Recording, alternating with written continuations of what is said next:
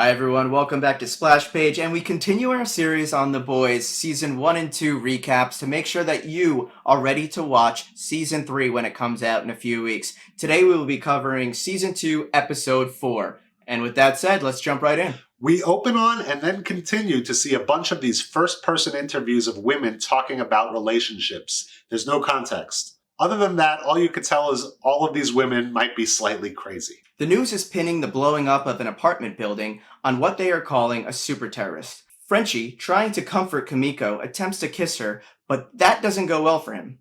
Stormfront is getting praise for what she did during that fight, and she makes it a point to go on social media and call out Vought, saying that people should protest outside of Vought and make sure that they are doing everything they can to stop the potential future attacks by terrorists.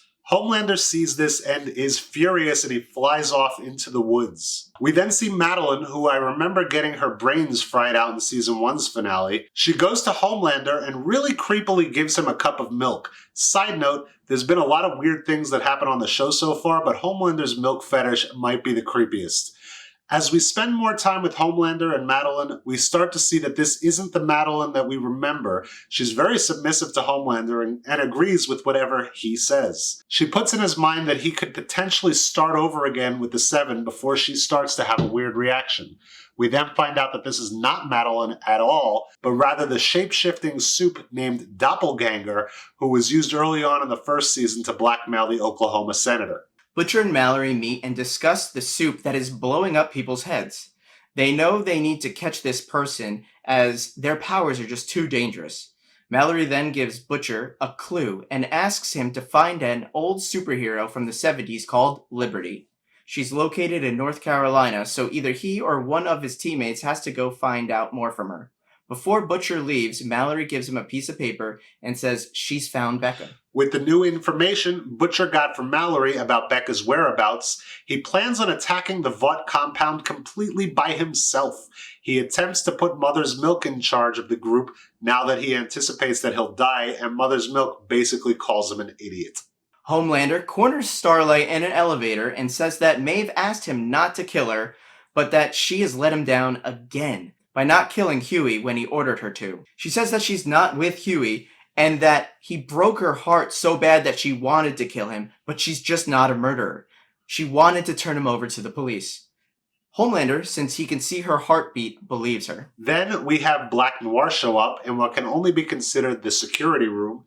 It appears to be where they look around and try to find different things for the Seven to do, and Black Noir shows up and asks one of the people working there to throw out her almond joy and then gives him all the information on Butcher she has. She attempts to placate him by saying when she finds something, she'll let him know, but he refuses to leave. Hughie meets Starlight in the park, and Hughie explains his next step is to leave New York and help Mother's Milk find Liberty. Hughie invites Starlight to go with him and Mother's Milk down to Raleigh to meet Liberty. Mother's Milk isn't having it, but then again, Mother's Milk is the best character on this show, so he decides, it's okay. A-Train, while walking in Vought Tower, sees Shockwave getting into an elevator. Vought says they're using Shockwave for some charity initiative, not to replace A-Train in the Seven. Homelander comes in immediately and tells A-Train that he's lost it and that he's out of the Seven. We Didn't Start the Fire by Billy Joel is on the radio station, and Hughie is singing all of the words and dancing like a fool. He is then very impressed when Starlight is able to pick up and sing the rest of the song. I guess that's what love looks like. We meet up with Frenchie, who is now back at his ex-girlfriend's place and kinda having a mental breakdown. They begin to talk about his past, specifically the lamplighter incident with Mallory's grandchildren. We see Butcher scaling a wall to what could only be a very secure hideout. He then hides in a car that we find out is Becca's. They are under surveillance, so when Becca realizes he's in the car, she drives away to a spot she's known not to be on camera. Butcher and Becca talk about them escaping the area, but Becca refuses to leave without her son, and Butcher knows he's a soup. So, they're in the proverbial spot between the rock and the hard place. After sleeping together, Becca breaks the news to Butcher that she won't be able to leave with him. While traveling, Mother's Milk is sleeping and Hughie and Starlight meet at a vending machine and talk about candy bars. Starlight says her 3 favorite candy bars are Almond Joy, Charleston Chew, and Bit O' Honey. They then start to kind of reconnect after being not each other's favorite person for a while. The stress that both these guys are under, knowing that at any moment Homelander could find them and kill them, is unbearable. To comfort each other, they end up sleeping together. Hughie, Mother's Milk, and Starlight get to Liberty's address and are initially met by some apprehension. To help calm the woman at the door, Mother's Milk tells a story about his father and how his father fought against Vought in the legal system. We start to understand why Mother's Milk is a part of the team. The woman turned out to be a child that witnessed Liberty kill her brother and say some pretty racist stuff to him as well.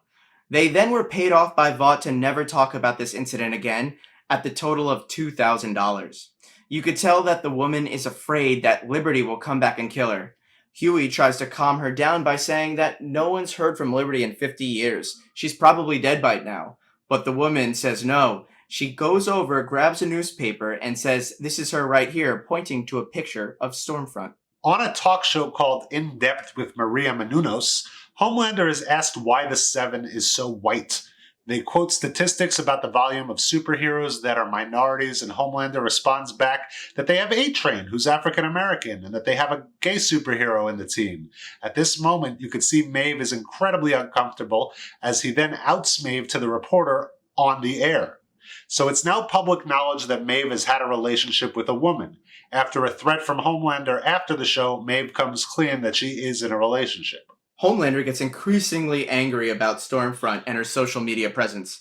He goes to confront her, and we think they're going to fight, but she ends up kind of flirting with him and giving him some social media advice. Once Hughie, Mother's Milk, and Starlight get back to New York, Hughie gives Starlight an Almond Joy, and they talk about how they can no longer keep the sexual part of their relationship going.